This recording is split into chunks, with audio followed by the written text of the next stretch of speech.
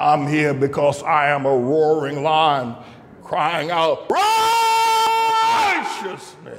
What's going on down there in Atlanta? The devil went down to Georgia. Well, now the devil went down there again. The devil and Fonnie Willis, I had recommended, I said to Fonnie Willis, well, her father was a Black Panther guy. All right, that was back in the 60s. I remember that. All that's gone now.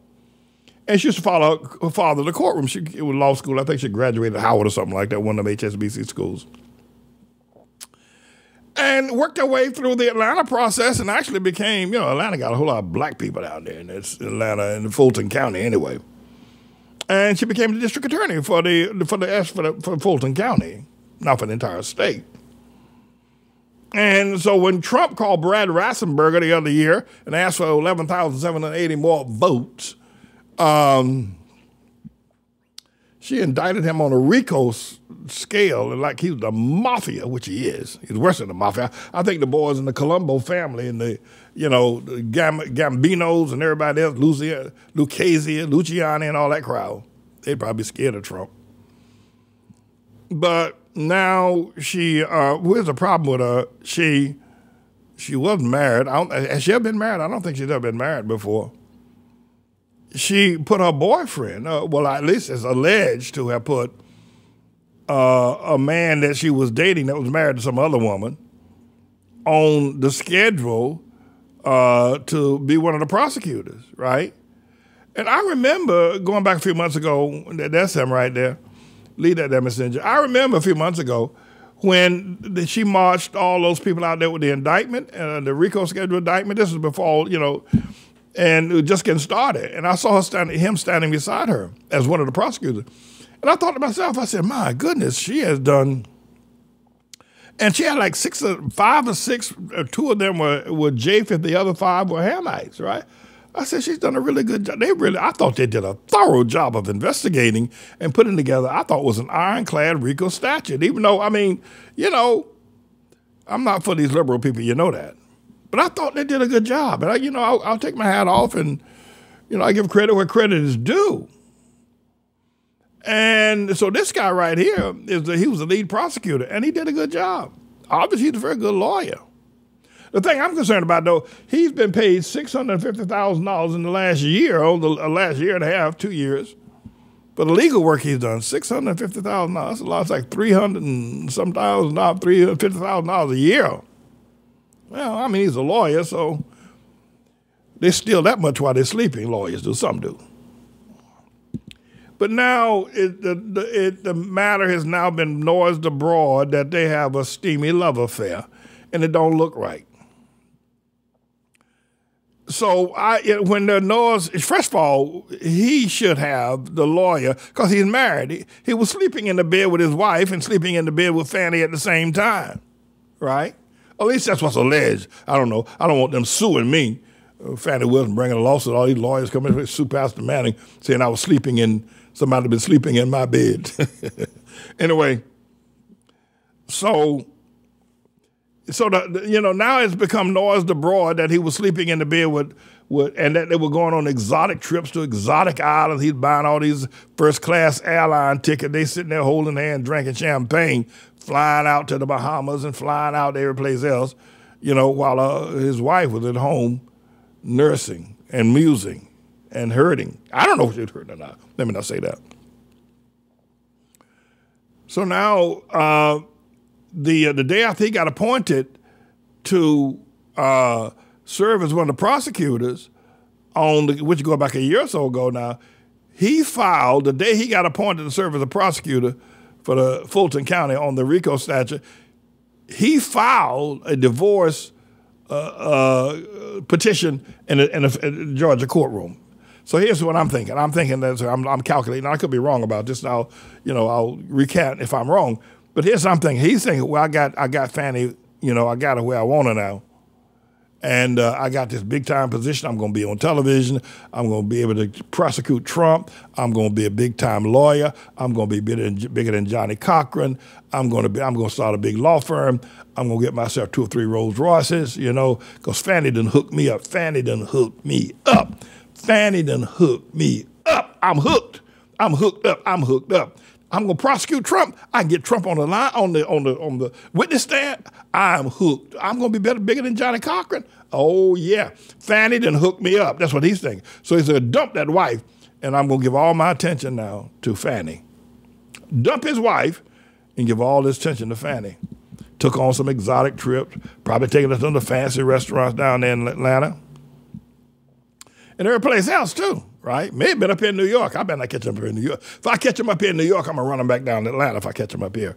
At any rate. So he filed for divorce over a year ago. But now, I don't know why the wife kept it all secret all that time. And I'm not sure he's really in love with Fannie. I'm calling her Fannie. She's not Fannie. Let me repent. Let me recant. Her name is Fannie. Now, it ought to be Fannie, but I think because of her Fannie, she said, well, let me just change it to Fannie, right? Fannie Willis is what everybody calls her, Fannie. But you know what a fanny is, right? Anybody know what a fanny pack is? A fanny pack. She's a fanny pack. So now, everybody saying, well, it does not change the evidentiary material issue of the trial itself, the fact that they're having a relationship, number one.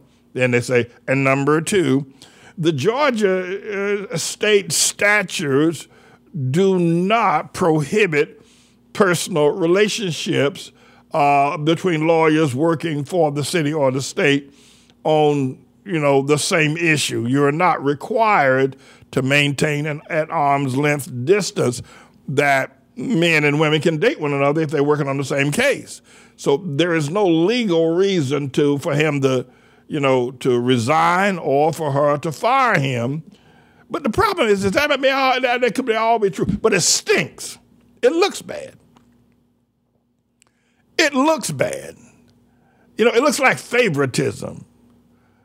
And I have to tell you, it's hard enough for us to get convinced that the justice system going to do the right thing by us.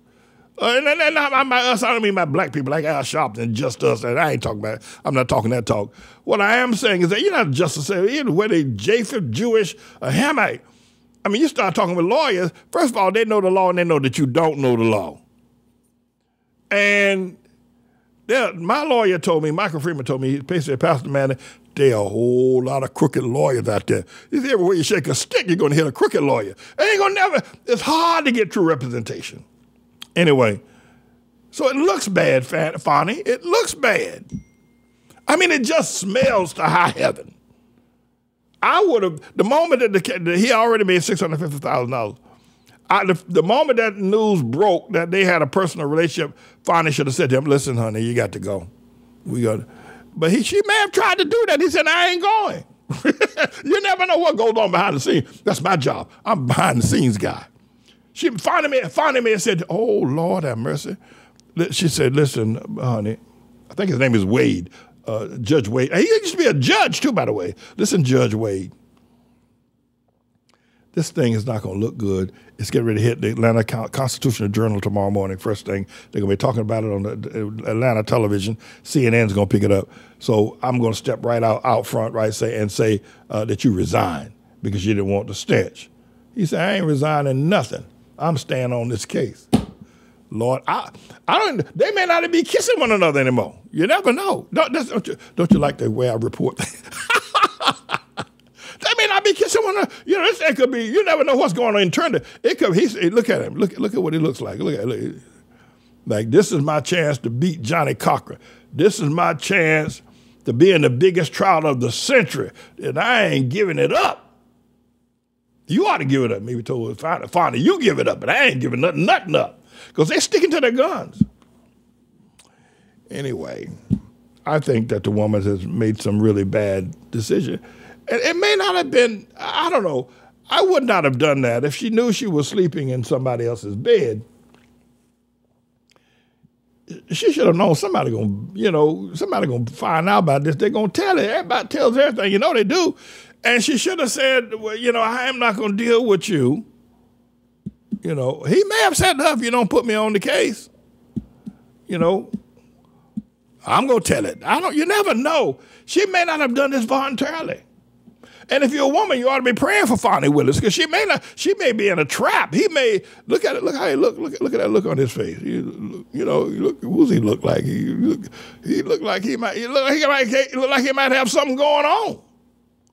He may be jamming her. He may have started dating her just a year when she got this big case. He may have rolled up on her knowing she's lonely, she ain't got nobody, she's single, and everything. And he may have rolled up on and said, baby, let's go to dinner. What's that fancy restaurant they got down there? And a fancy hotel down there in Atlanta. I stayed at one time. Somebody else paid the bill, by the way. Atlanta. Yeah, I think Atlanta, Georgia, the first time Elizabeth and I ate at Morton's restaurant. Y'all know Morton's Steakhouse? Morton, yeah. Don't they call that Bank something? They call it some kind of really ritzy part of Atlanta called Bank or something, right? Share Banker, Shoe Banker. I don't know what it's a really ritzy, all the fancy restaurants. I didn't pay the bill. Somebody paid my bill. Somebody gave me their credit card and told me to go to Atlanta. I went to a meeting down there. Anyway, Fonnie may not have, she could be hooked. She could be on the hook.